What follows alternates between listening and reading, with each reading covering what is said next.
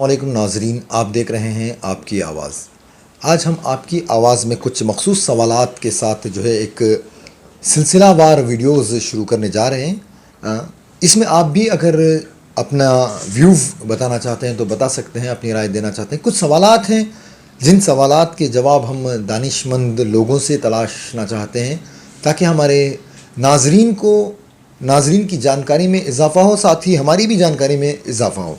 तो सवाल ये है कि आज हिंदुस्तान को आज़ाद हुए ग़ालिबन 73 साल मुकम्मल हो चुके हैं। 73 साल मुकम्मल होने के बाद हमारे देश में जो लोग आज़ादी के लिए लड़ रहे थे वो क्या आज़ादी पाए? आज़ादी किन किन चीज़ों की चाहते थे? सवाल कई हैं। शुरुआत हम मुख्तसर सवालात से करेंगे। सर, आपने भी सवाल सुन लिया है, मैं ज़्यादा तवील नहीं जाना चाहता। मेरा सवाल ये है, उस वक्त तालीम जो है सिर्फ मालदार हजरात या फिर अंग्रेज़ों के औलादें या फिर इस तरीक़े से जो बादशाहत गुज़र रही थी उनके फ़र्जंदान या शहज़ादे कहें, ऐसे अहबाब के हक़ में ही तालीम आती थी। बाकी तमाम लोगों को इससे दूर रखा जाता था।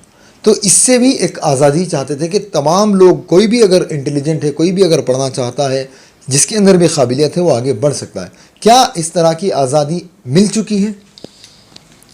मेरे तमाम हिंदुस्तानी भाइयों को 73 बरस की यौम आज़ादी मुबारक हो। इस यौम आज़ादी के लिए हम यानी कि हिंदुस्तानी मुसलमान का बहुत अहम रोल रहा है।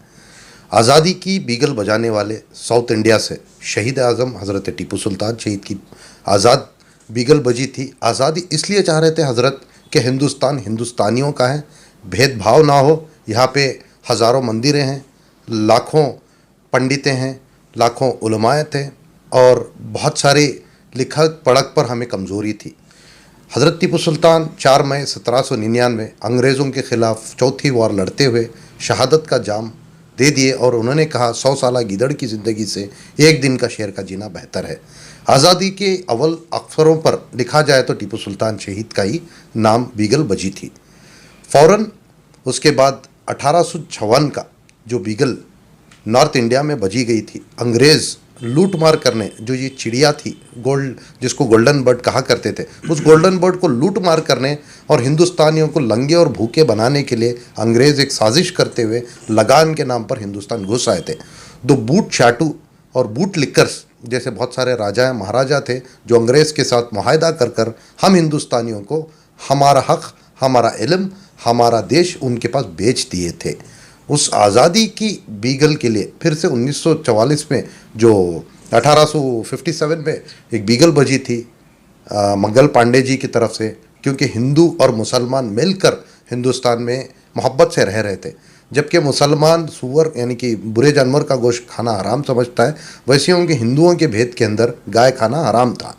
उसलिए अंग्रेज़ों ने उस गोलियों के तहत चर्बी का गोश्त मिक्स करने के बाद ये एक बहुत बड़ी आवाज़ बनी। आवाज़ बनने के बाद हम भूल बैठे थे उन मंगल पांडे की आवाज़ को और उनको रात रात सूली पे चढ़ा दिया गया था। उसके फ़ौरन बाद मैं आपके सब्जेक्ट पे आ रहा हूँ। मैं चार नामों को फ़ख्र समझता हूँ, इन नामों को लिया जाए क्योंकि हम अपने इतिहास भूल चुके हैं। इतिहास भूलने के लिए ही हम आज हमारी हालत यहीं पर आ गई है। बाद हिंदुस्तान के अंदर इंडियन नेशनल कांग्रेस बनी। इंडियन नेशनल कांग्रेस के सैयद मोहम्मद बहादुर और बहुत सारे मेंबर्स मिलकर हिंदुस्तान के अंदर कांग्रेस पार्टी बनाई। पार्टी इसलिए बनाई कि आज़ादी के लिए लड़े और अंग्रेज़ को यहाँ से मार भगाएं। असल मकसद मार भगाना था। मार भगाने के बाद 1920 के अंदर भगत सिंह की आवाज़ उठी, इनकलाब जिंदाबाद का नारा उठा। उनके साथ इलियास काकुरी एक मुसलमान ही थे जो उनको कंधा भर कंधा साथ दिए थे। सुखदेव, राजगुरु और चंद्रशेखर की आवाज़ उठी थी, you white dogs idiot leave our land, ताकि हम अपनी अमन से, अपनी शांति से हम हिंदुस्तान का अपना फ़र्ज़ अदा करें। क्योंकि हिंदुस्तान का नारा जो जय जवान जय किसान का जो था, यहाँ पे बहुत सारे फार्मिंग थी, जो फार्मिंग यहाँ से होते हुए इंटरनेशनल ट्रेड पर जाकर हिंदुस्तान उस पर मेहनत करता, लेकिन वो ट्रेड में जाकर चार दामों में बिकाई जाती थी। उसको रोकने के लिए रिपब्लिकन पार्टी ऑफ फ्रंट करके भगत सिंह आज़ाद और इन्होंने बनाई थी। लेकिन अचानक ऐसा हुआ, उस जज्बाती नौजवान को 23 साल की उम्र में ही सूली पे चढ़ना पड़ा इस मादरे हिंद हिंदुस्तान के लिए। उसमें मैं समझता हूँ पूरा हाथ जो नॉन वायलेंस का कॉन्सेप्ट जिन्होंने महात्मा गांधी ने स्टार्ट किया था, अगर वो उस समय उनको साथ देते तो सूली पे ना चढ़ते हुए। उसके बाद हम लोगों ने ये मांग की कि भेदभाव ना हो, छूछा ना हो, कि कम ज़ात को ज़ात की बराबरी से ना देखें, ज़ात एक है, सती सिस्टम को हम बंद करवाएं करके हमें अंदर हिंदुस्तान की पहली यूनिवर्सिटी बनी मुस्लिम अलीगढ़ यूनिवर्सिटी, जिसमें मुसलमानों को, जिसमें बैकवर्ड्स को सही तरह से बहुत ऊंदा इल्म दे करके, लेकिन वहाँ पर भी भेदभाव अंग्रेज़ ने डिवाइड किया, इस यूनिवर्सिटी सिर्फ मुसलमानों की, यहाँ पे हिंदू ना पढ़े करके। फिर वहाँ से एक बीज बोई गई एक हिंदू मुसलमान के फसादात के। अलीगढ़ मुस्लिम यूनिवर्सिटी भी जितने भी पढ़ लिख कर बाहर आते थे या इंडिया के अंदर इल्म ना रखते हुए इंटरनेशनल जाकर काम करते थे, क्योंकि ब्रिटिश का ही लॉबी थी कि हिंदुस्तानियों को हिंदुस्तान में पढ़ाएं, लेकिन इस्तेमाल सिर्फ ब्रिटिशों के आए। फिर हमने ये सोचा कि हिंदुस्तान के अंदर उलमाए कराम, तमाम पंडितें सब मिलकर फ़ैसला किए कि अब वक्त आ चुका है कि ब्रिटिशों को हम अपनी जान की परवाह ना करते हुए इन ब्रिटिश वाइट डॉग्स को यहाँ से मार भगाएं। हज़ारों लाखों की तादाद में उलमाओं को सूली पे चढ़ाया गया, जिनकी कुर्बानियों से आज हम आज़ादी बना रहे हैं। उस वक्त पर बंगालियों ने एक हेडक्वार्टर, जो दिल्ली नहीं था उससे पहले अंग्रेज़ों का हेडक्वार्टर था कलकत्ता के अंदर बंगालियों ने बहुत बड़ी तादाद में आवाज़ उठाई थी और अंग्रेज़ को मार भगाने के मंसूबे करे थे। वहाँ पर भी सक्सेस होकर मारकर भगा दिया गया था, लेकिन फिर से रास्ता बनवाया, लंदन जाकर एक काउंसिल कर पूना पैक्ट, और इस पैक्टों की मीटिंग के बाद इन्होंने ये तय किया कि दिल्ली को अपना मरकज़ बनाएं और कराची और इस्लामाबाद को मरकज़ बनाएं। हमें बेहद अफसोस है कि आज़ाद हिंद जो फ़ौज थी, जो हमारे इनकलाब जिंदाबाद के बाद जो नारा निकला था, तुम मुझको खून दो मैं तुमको आज़ादी दूंगा, आज उस शख्सियत को भी हम भूल बैठे हैं। उस शख्सियत का नाम सुनहरा अल्फाजों पे लिखना चाहिए। एक मिनट पॉज करो। सुभाष चंद्र बोस जी का जो आवाज़ निकली थी, तुम मुझको खून दो मैं तुमको आज़ादी दूंगा, क्योंकि वक्त आ चुका था कि हिंदुस्तानियों का इस मादरे हिंद हिंदुस्तान के लिए अब खून देना ज़रूरी हो गया था। 1.25 लाख की फ़ौज लेकर जाकर हिंदुस्तान आज़ाद होने का आंदोलन इन्होंने किए। उस दौर में वही इंडियन नेशनल कांग्रेस के अध्यक्ष भी रहे हमारे सुभाष चंद्र बोस जी। सुभाष चंद्र बोस को रातें रात हज़म कर दिया गया, शूट एट साइट ऑर्डर हुआ। 1940 को जब इंग्लैंड को अपने शासन को संभालना पड़ा, जब ही हिंदुस्तान आज़ाद हो चुका था, क्योंकि इंग्लैंड के अंदर रशिया अमेरिका का अटैक शुरू हो गया था। उस टाइम पर चंद्रशेखर आज़ाद ने यहाँ से जाकर एक मिनट पॉज, क्या नाम भी, सुभाष चंद्र बोस की आज़ादी का नारा 1940 में हो चुका था। नौटंकी हिंदुस्तान में चल रही थी कि हिंदुस्तान का पावर किसके हाथ में दिया जाए, कि ये आज़ादी नहीं थी, बल्कि 1947 को एक रंगीला खेल खेला गया था कि हिंदुस्तान के अंदर चेंज ऑफ पावर हो करके। लॉर्ड बेडन ने जब भी हिंदुस्तान के गवर्नर रहे 1950 के अंदर, जब हिंदुस्तान अगर आज़ाद हो गया तो लॉर्ड बैडमिंटन क्यों आप अपने आप में 1950 तक गवर्नर ऑफ इंडिया रहे? It was change of power. जबकि मोहम्मद अली जिन्ना में भी एक बीज डाल दी गई कि हिंदुस्तान को मुस्लिम पावर कंट्री बनाया जाए करके। हिंदुस्तान सिर्फ मुसलमानों का नहीं था, हर देशवासियों का था, भारतीयों का था। इस भेदभाव को ना करते हुए उन्होंने एक कंट्री की टुकड़े कर लिए। हिंदुस्तान किसी की बाप की जागीर नहीं थी। जवाहरलाल नेहरू साहब अपना टुकड़ा रखकर यहाँ के प्राइम मिनिस्टर हो गए।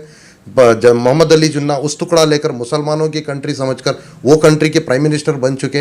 हमें इसमें मिला क्या आज़ादी के बाद?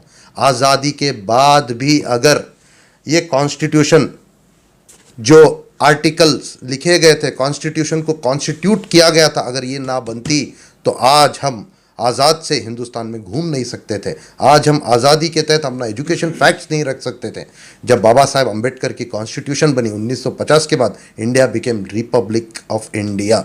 रिपब्लिक ऑफ इंडिया बनने के बाद मुस्लिम्स की 50 यूनिवर्सिटी बननी थी, मुसलमानों की हॉस्पिटल्स बननी थी, जो हमको बनाया नहीं गया, क्योंकि इन लोगों ने कठपुतली बनाकर, राजपाट बनाकर डायनेस्टी पॉलिटिक्स खेली गई। कांग्रेस के अंदर भी कॉन्स्टिट्यूशन अपनी जगह ठीक है, कॉन्स्टिट्यूशन जो बना है उस पर इम्प्लीमेंट कितना हो रहा है, सवाल ये। Implement only 10%। जिस तरह से कॉन्स्टिट्यूशन बनी गई थी, बाबा साहेब अम्बेडकर का ख्वाब था कि हर मज़हब, हर हिंदुस्तानी को अपना हक़ दिया जाए, लेकिन आज तक उस हक़ को नहीं देने का रीज़न यही थी कि राजा हिंदुस्तान को छोड़ गए, राजपाट ख़त्म हुआ, ब्रिटिश ख़त्म हुए, लेकिन डायनेस्टी पॉलिटिक्स जो 70 साल की चली आई, हम मुसलमानों को मजबूर रखा। हम मुसलमानों को इसलिए नहीं माशी हालत में सुधारा क्योंकि हम भिखारी बनकर वोट बैंक, सिर्फ मुसलमानों को, मुसलमान, दलित, पिछड़े समाज, ओबीसी एंड ऑल फैक्टर्स, लेकिन अपर कास्टों को हमेशा बड़े बराबरी के हिसाब से अपने हिसाब से मिनिस्ट्रीज दी गई। तो एक हिसाब से ये बात मानी जा सकती है, छूत अछूत वाला मामला सिर्फ किताबों में ख़त्म हुआ,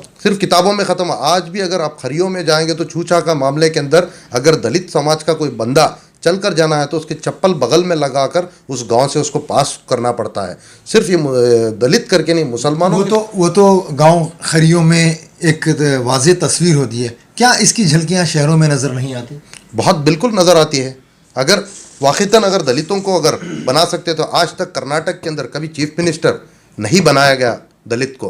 आज तक हिंदुस्तान के बहुत सारे इलाकों के अंदर डायरेक्ट चीफ मिनिस्टर नहीं बनाया गया। इसका मतलब ही आप समझ सकते हैं दलित समाज को ये लोग आगे बढ़ाना नहीं चाहते, क्योंकि दलित और मुसलमान अगर एक हो गए तो हमारा राजपाट हो सकता है, एक दलित प्राइम मिनिस्टर ऑफ इंडिया बन सकता है, एक मुसलमान डेप्यूटी प्राइम मिनिस्टर बन सकता है। इसलिए इस माशी हालत को रोका गया।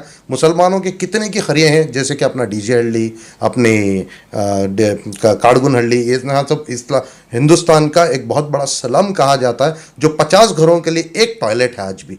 जब नौजवान बच्चियां बड़ी होती है, पर्दे का इंतज़ाम नहीं होते हुए लोग छेड़छाड़ करके वहाँ से निकल जाते हैं, और इस वजह से हमको फैक्टर ऑफ एजुकेशन लो है, फैक्टर ऑफ इनकम लो है, फैक्टर ऑफ डायनेस्टी जो एग्रीवेंस एजुकेशन ऑफ पॉलिटिक्स हमारे अंदर कम है। इसीलिए आज हमको धक्के खाना पड़ रहा है। हमारा कोई लीडर नहीं है, हमारे कोई ऐसे बुजुर्ग नहीं है जो खड़कर इस तमाम मामलों को आज संभाल कर एक प्राइम मिनिस्टर को रिप्रेजेंटेशन दिया जाए करके। एक और भी सवाल है, आपने कहा कि हमारा कोई लीडर नहीं है।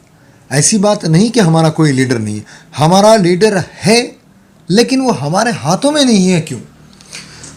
देखिए, हर कोई पार्टी की एक हाईकमांड होती है। हाईकमांड के तहत अपने पार्टी का लीडर पहले जीतने से पहले कौम मिल्लत की बहुत जज्बातें बातें करते हैं। जीतने के फ़ौरन 10-15 दिन के बाद अपने रंग दिखाते हैं और बस अपनी गड़ियाँ सही करने के लिए, अपना उल्लू सीधा करने के लिए और पार्टी के हाई कमांड को खुश करने के लिए वो भूल जाता है। फिर 5 साल के करीब आने के बाद मैं वो काम नहीं किया था, मैं ये काम नहीं किया था, मैं माफ़ी चाहता हूँ, अगले बार मुझे मौका दो करके। इस सिस्टम को हमें ख़त्म करना चाहिए। हमारा सब नाजरीन आपकी आवाज़ के साथ बने रहिए। हम इसका अगला स्टेप जो है इसी सवाल के साथ हम दूसरे और भी कई जो दानिशमंद हजरात हैं, बिल्कुल मंसूर साहब के जैसी सोच रखने वाले या और भी कई लोग जो हैं, उनके साथ भी हम बनेंगे।